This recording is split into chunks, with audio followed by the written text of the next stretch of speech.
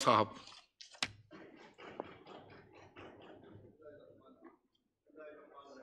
जनाब स्पीकर,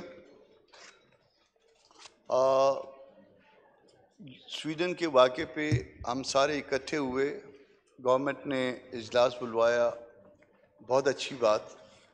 मगर स्पीकर साहब, ये कोई वाक़या पहली दफ़ा तो नहीं हुआ। ना सिर्फ ये कि स्वीडन में बल्कि बाकी कई मुल्कों में होता है, और जिन मुल्कों में ये वाक़या होता है उनके माइंडसेट से आप भी वाकिफ़ हो, उनके माइंडसेट से मैं भी वाकिफ़ हूँ। अगर आप उनके माइंडसेट को देखें तो क्या वो ऐसे लोग हैं, आम लोग उनके, कि क्या वो ऐसे लोग हैं कि वो किसी को इस तरह की इंजरी काज करें? सर, इंजरी दो तरह की होती है, बल्कि कई तरह की हो सकती है। एक तो वो जो जिस्म पे हम ज़ख़म लगाते हैं, और एक वो इस तरह की इंजरी जो हम रूह पे लगाते हैं।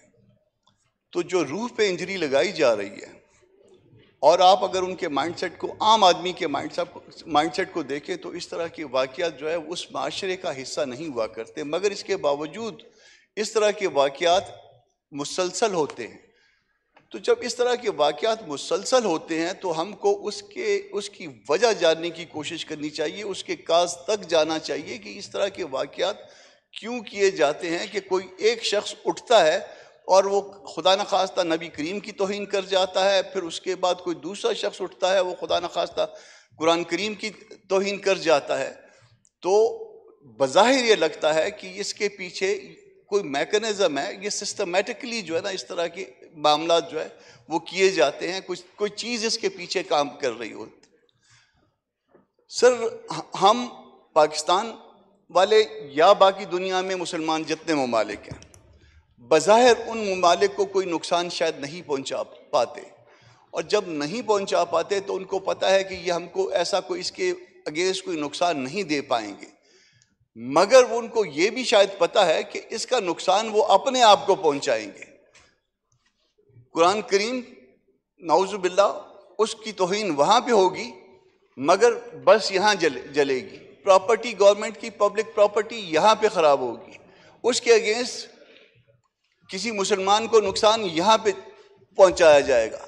सलमान रुश्दी वाला वाक़या आपको याद होगा, उस मलून ने जब जो कुछ भी किया उसके ऊपर लानत, मगर उसके नतीजे में क्या हुआ कि यहाँ पे और दूसरे मुसलमान मुल्कों में जो नुकसान पहुंचाया गया, हमने अपने मुसलमानों को नुकसान पहुंचाया, हमने अपनी प्रॉपर्टीज को नुकसान पहुंचाया।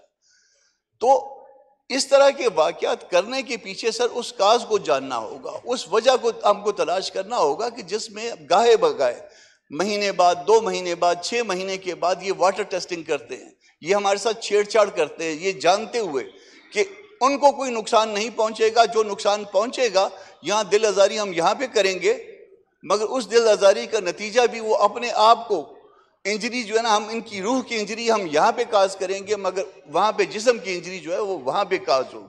तो उस नतीजे को जानने के लिए प्राइम मिनिस्टर जब स्पीच कर रहे थे तो उन्होंने कहा था कि कुछ तजावीज़ दें इस मामले से, क्योंकि ये मुस्तकिल मामला है।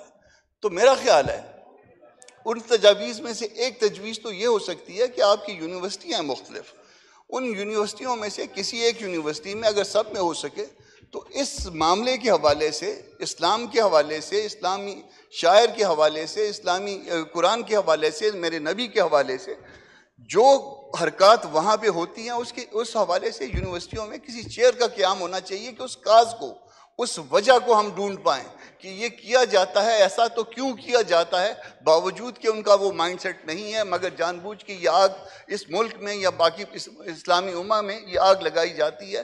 तो क्यों लगाई जाती है? तो उस वजह को हमको ढूंढने की वो वजह होनी चाहिए।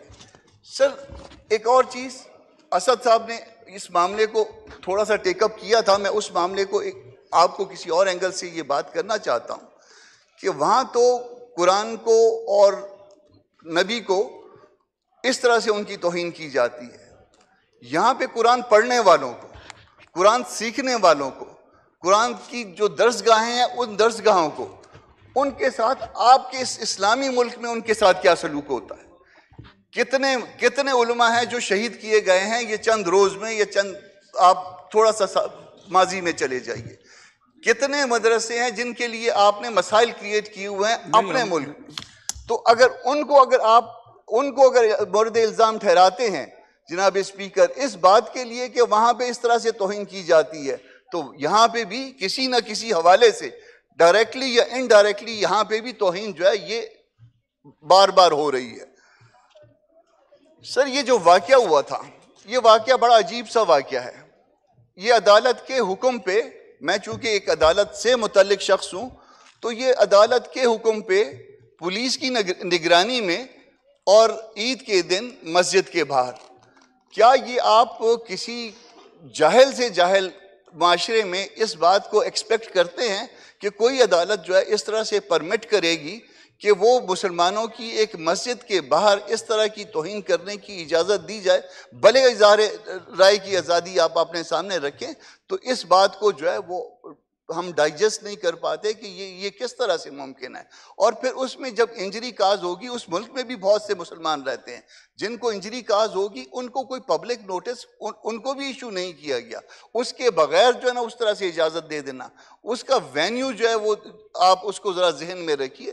तो इसमें कनाइमस जो है वो नज़र आता है ऐसे अदारों का, ऐसे मुल्कों का जो यहाँ पे उस मामले में कहीं ना कहीं पे इस मामले में हमारे मुल्कों में, हमारे इस्लामी मुल्कों में कोई आग लगाना चाहते हैं। सर एक तजवीज़ और दे दूंगा मैं, आप मुझे पता है कि आपके पास टाइम की किल्लत है।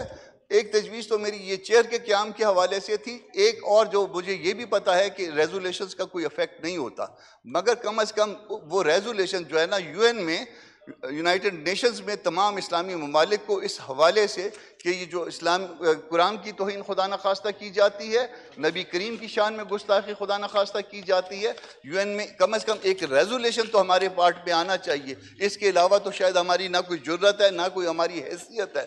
तो कम से कम ये कर लीजिए, जब हम कहते हैं कि बाइकाट कर दीजिए उनसे जो चीज़ें मंगवाते हैं वो भी शायद हमारी जुर्रत नहीं है। हम उनके सफ़ीर की बात करते हैं, शायद वो भी हमारी जुर्रत नहीं है, मगर इतना कमतर एक्शन तो कम से कम ले लिया जाए कि यूएन में कोई रेजोल्यूशन मुसलमान मुल्कों की तरफ से चला जाए और उसका कोई अगर बाइंडिंग इफेक्ट नहीं भी होगा मगर कोई इखलाकी इफेक्ट होगा, और उस इखलाकी इफेक्ट की वजह से कुछ लोग कम से कम इस मामले में आइंदा कोई हरकतें करने से बाज रहेंगे। शुक्रिया। थैंक यू जनाब।